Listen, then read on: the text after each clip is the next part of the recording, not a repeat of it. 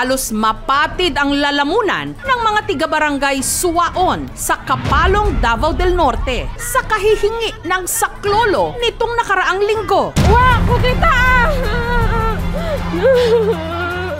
Diyos ko! Bakay! Yan haliga ko pala! Ang hanging bridge kasi sa kanilang barangay bumigay.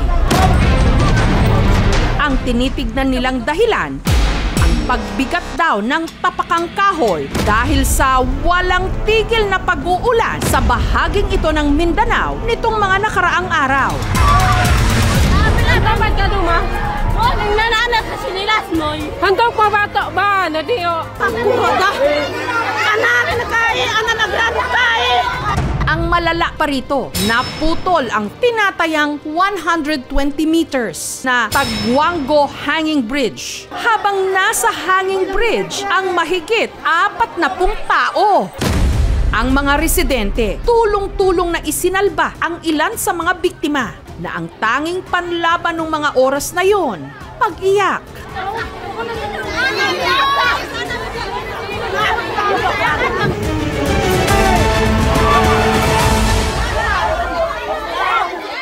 Ang 19 anyos na si Cyril, nautusan lang bumili ng bigas nung tumawid ng tulay sakay ng kanyang motorsiklo. Pag-agi na ako di reskuan sa tunga-tunga na diya na nakuha ng hanging red.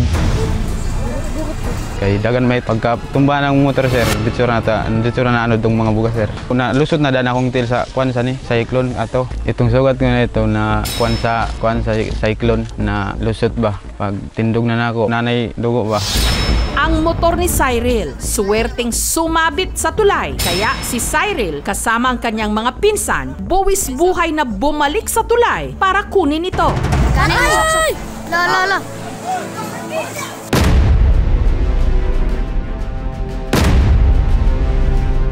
Makalipas ang halos kalahating oras, ligtas nilang naisalba ang motor. Malaking pasalamat ko po sa ita sir kasi tinulungan niya pa akong makuha yung motor. Si Jeric, mabitawan na raw lahat, wag lang ang kanyang cellphone.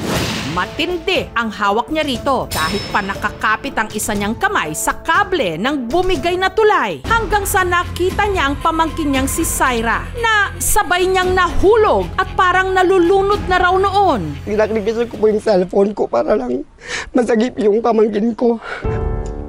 Yung cellphone nakikita naman niya pero yung buhay hindi na. Pinila ko yung damit niya. Ang sabi ko, magbay ka na sa akin. Buti na lang sir, may kaunting dahon ng saging. Nahawakan ko. Doon kami pumatong. Tinatrunga po ako doon. Ang 33 anyos na si Annalyn. Nasa bahay raw siya nung nabalitaan niyang tumaas ang tubig sa ilog. Kita po tubig nga po tindak ko apod. Ako nanggi, kuan akong anak, akong ino niya, pagdali na mo, manguli na ta. Sinalubong daw niya sa tulay ang kanyang mga anak na sina Kian at Nice, 14 at 9 anyos. Pero pagkatapak pa lang ni Annalyn sa hanging bridge, nagkalit ra siya kuan kagba. Wala ko kabasig na kuan ako ang ulo sa bakal. Nahulog siya sa lagpas taong lalim ng ilog. Kaya naman nagtamo siya ng malaking sugat at pasa sa mukha. Kani nga kable, maunay nakasama diri sa akong naong.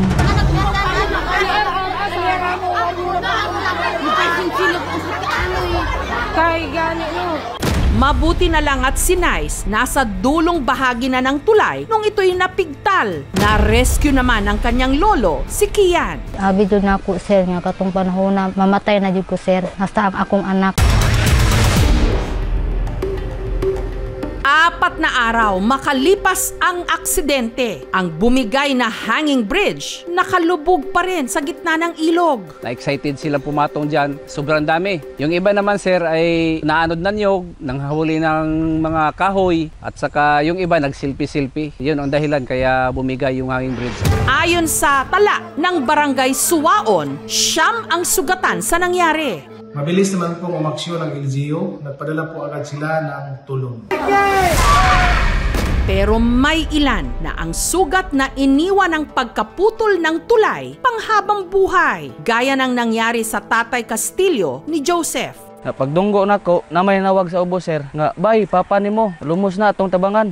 Ang pag-rescue sa kanilang ama hindi naging madali. Wa koy mahimo ato kay pagkabuhi nako siya gihimo na gyud nako ang tanan para madaplen unta siya. Di naman ako makaya sir kay ana lang kay wa nay kuan sir ba milit-pilit nang dre. Sinubukan pa raw nila itong dalhin sa ospital pero huli na ang lahat. Pero ano nga ba ang tunay na sanhi ng pagbigay ng tulay? Taong 2015 nung ginawa ang Taguango Hanging Bridge na nagdurugtong sa Purok 1 Adelanto at Purok 2 Taguango sa Barangay Suaon. Daanan po siya ng estudyante papuntang eskwelahan at dito rin po dumaraan ang mga tao para mag-angkat ng mga produkto. Pero taong 2017, nung nauna na pala itong nag-collapse. Dated back 2021 up to now, yun lang po yung history na nasira talaga itong bridge dahil sa pagbaha. Ang tulay muling inayos at binuksang muli taong 2021. Yung dalawang tower doon is bakal po yun at sa konkrito. Ang ginamit natin doon, 1.5 inch diameter, standard na bakal. Yung flooring natin, meron tayong angle bar, yung sa gilid, tapos meron tayong sectionite para yung mga bata hindi mahulog. Din yung flooring niya is kahoy. Paglilinaw ng Municipal Engineering Office ng Kapalong, hindi raw pagbigat ng tapakang kahoy dahil sa sunod-sunod na pag-ulan ang dahilan, kundi overloading. Yung load limit ng tao is 5 to 10 person. Dahil sa pagkasira ng tulay, ang buhay ngayon sa Barangay Suaon, pahirapan. Kung dati, 5 minuto lang ang inaabot para makatawid sa kabilang purok. Ngayon, kailangan pang maglakad ang mga residente ng 1 hanggang 2 oras papunta sa alternatibong ruta. Delikado gyud nga mabasa ang mga produkto dito sa Pwede naman silang sumakay ng balsa na gawa sa kawayan para mabilis na makatawid ng ilog. Yun nga lang, alas 7 pa lang ng umaga, mahaba na ang pila. Simula nung nasira yung tulay, dito na po kami sumasakay dahil wala naman pong ibang paraan para makapunta sa eskwelahan. Pabigat din ito sa bulsa, lalo na sa mga estudyante. Ang singil kasi, 20 pesos kada tao na baon na sana ng mga bata sa eskwela. Ang akong ibalon kay iplitin na lang ako sa gaket pang maka-eskwela ko. Para makatulong sa mga estudyante, gagawin nating libre ang pamasahe ng mga estudyante na ginawa na rin natin noon. Wala rin silang suot na life vest. Delikado pa rin, lalo't nasa 15 feet ang lalim ng ilog. Ito malaking adjustment ito no, para sa amin. Napaka-delikado, sir.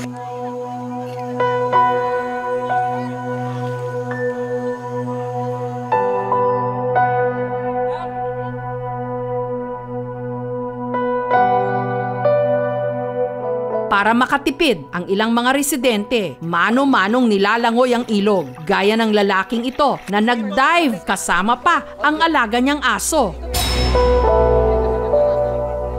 Ang dala-dala niyang bag, pilit niyang inangat para hindi mabasa.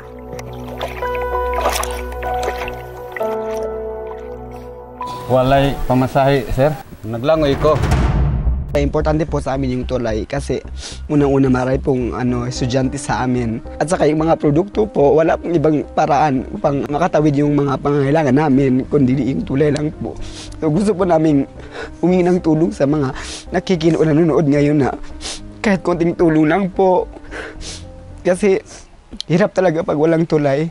Samantala, ang City Engineer's Office nagsagawa na ng inspeksyon. Ang plano nila ritong ipalit, konkretong tulay daw na inirequest nila sa DPWH ng Region 11. Nagsulat na po ang opisina ni Mayor sa DPWH para po ma-inform sila for the immediate need for the repair or if not, reconstruction talaga ng bagong road. Unfortunately, hindi saklaw ng DPWH ang naturang tulay dahil hindi ito along the national road. Kasi po ang mandato po ng DPWH is national roads and bridges and major flood control lang po. Ang may sasuggest namin siguro for them is to draft a resolution and submit it to the provincial government or to their representatives for possible funding. Samantala, bilang tulong, ang local government unit ng Kapalong nagpaabot na rin ng grocery, gamot at pina-check up din ang mga apektadong residente. Binigyan na lang po natin sila ng antibiotic, pain reliever and anti-tetanus na shots po. Nangawagan ko sa mga opisyal sa gobyerno nga dali nila ang mga support sa hangin bridge at tulay ba aron madali kay ang lisod na kami diri sa pagtabok. Labi na mo baha, lisod kayo.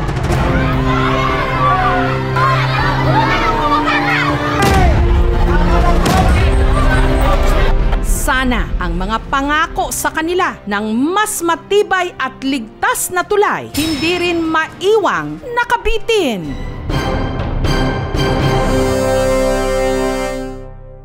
Thank you so much mga kapuso. Kung nagustuhan niyo po ang videong ito, subscribe na sa GMA Public Affairs YouTube channel.